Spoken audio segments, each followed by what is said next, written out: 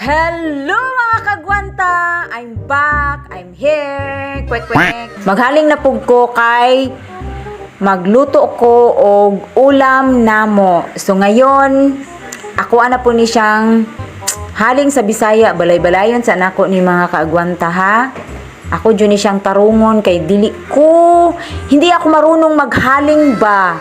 O ilagay ko muna yan dyan, yung lutuan.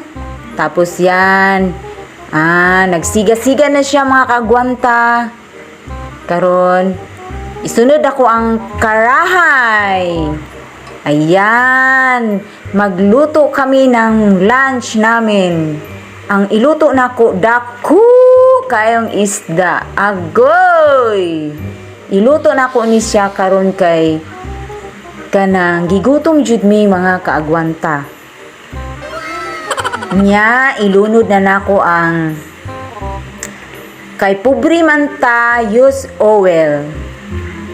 Gamay lang no kay para moni sa krisis nato mga kaagwanta. Sobrang liit ng isda na binili ko kasi sobrang mahal ng mga bilihin ngayon. Grabe ang laki ng binili ko sa palengke mga kaagwanta. Yan lang, kasya lang yan namin sa anak ko. Dalawa lang kami kumain yan. Ayan. Ibaliktad na nako mga kaagwanta. Lami, kaayo ang among sudan. Ganito pala ang sa sobrang mahal ng bilihin ngayon. Yan na ang mabibili mo ngayon mga kaagwanta. Ayan.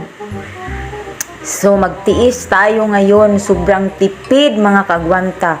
Ibaliktad, ibali. Ayan mga kaagwanta ha. Ayan, malapit na maluto. Ayan. Maya-maya maluto na yan mga kaagwanta. Ayan. Sobrang bilis lang maluto kasi sobrang liit. Sobrang liit lang. O yan, hapit na. Yan mga kaagwanta. Okay.